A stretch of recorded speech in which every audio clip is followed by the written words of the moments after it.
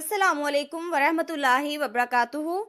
आलू के कबाब अक्सर घर में बनाए जाते हैं और बहुत पसंद किए जाते हैं। तो आपके किचन में अगर आलू हैं तो चलें आज आलू के कबाब तैयार करते हैं। कुछ लोगों के कबाब बहुत ज़्यादा डार्क फ्राई हो जाते हैं या फिर वो टूट जाते हैं, तो मैं इसकी कंप्लीट आपको टिप्स एंड ट्रिक्स दूंगी। आपके कबाब परफेक्ट तैयार होंगे। Let's start the recipe. बिस्मिल्लाहिर्रहमानिर्रहीम। 1 किलो मैंने आलू लिए हैं। अब इसके नॉर्मल साइज़ के पीसीस हम बना लेंगे। पीसीस बना के मैं कढ़ाई में इसे शामिल करूंगी और इसे हम बॉईल करेंगे। चूँकि पीसीस बना के बॉईल करने में ज़्यादा टाइम नहीं लगता, जल्दी से ये बॉईल हो जाते हैं।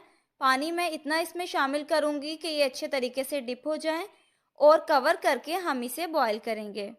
तो इसे बॉईल करने में 15 मिनट लगे और जैसे ही ये ठंडे हो जाएं, ठंडे होने के बाद इसका हम छिलका उतारेंगे।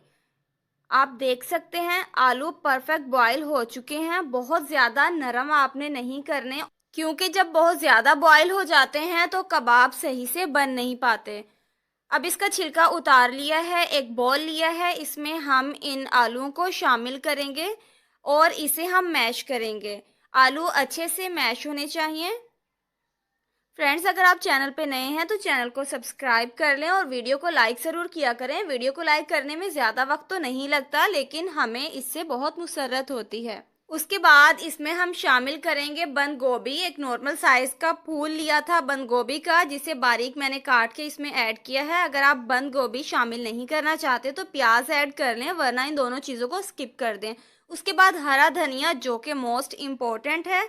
लाल मिर्च पाउडर 1 चम्मच, धनिया पाउडर 1 चम्मच इसमें शामिल किया है। आधा चम्मच के करीब नमक ऐड किया है और गरम मसाला आधा चम्मच के करीब इसमें शामिल करके इसकी कर ली है मिक्सिंग। अब ये बड़े साइज़ का चम्मच है तो मैं 1 चम्मच फुल भर के इसका लूँगी और इस साइज़ के मुताबिक मैं कबाब तैयार करूँगी। आप अपनी मर्ज़ी से कबाब का साइज़ रख सकते हैं।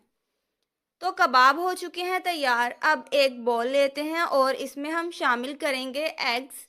एग से कबाब क्रिस्पी तैयार होते हैं, तो इसे हम अच्छे से बीट करेंगे। बीट करने के बाद हम इस पे ये अप्लाई करेंगे। दोनों साइड से अच्छे तरीके से कबाब पे हम ये अप्लाई करेंगे और उसके बाद जैसे ही हमारा ऑयल गर्म हो जाए तो हम इस पे शामिल करेंगे। लो टू मीडियम फ्लेम रखते हुए हम इसे फ्राई करेंगे, क्योंकि इसे ज़्यादा गलाने की तो ज़रूरत नहीं है, तो ज़्यादा टाइम नहीं लगेगा। तो 5 कबाब मैंने इस पे शामिल कर दिए हैं ताकि ये जल्दी से फ्राई हो जाएं। जैसे ही 2 से 3 मिनट गुजरेंगे मैं इसकी साइड चेंज कर दूंगी। आप देख सकते हैं कि इसकी ये साइड परफेक्ट फ्राई हो चुकी है और इसकी ऊपर वाली लेयर भी नहीं उतरी। अक्सर लोगों की फ्राई करते हुए ऊपर की लेयर उतर जाती है। आप अगर मेरी इस रेसिपी को कंप्लीट फॉलो करेंगे तो परफेक्ट कबाब आपके तैयार होंगे। फ्रेंड्स, कमेंट्स में अपनी राय का इजहार ज़रूर किया करें ताकि हम जान सकें कि आपको ये रेसिपी कैसी लगी, और लाइक और शेयर तो लाजमी किया करें। उन कबाब को मैंने साइड पे कर दिया और मज़ीद 3 इसमें ऐड किए हैं ताकि इसकी लेयर थोड़ी सी क्रिस्पी हो जाए और ये क्रिस्प बहुत ही ज़्यादा टेस्टफुल लगता है।